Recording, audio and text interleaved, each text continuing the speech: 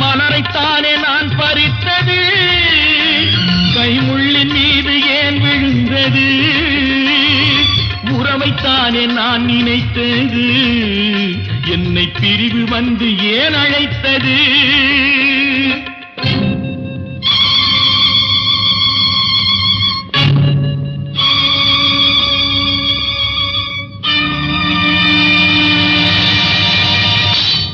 எழுதுங்கள் என் கல்லறையில் அவள் இரக்கமில்லாதவள் என்று, பாடுங்கள் என் கல்லறையில் இவன் பைத்தியக்காரன் என்று.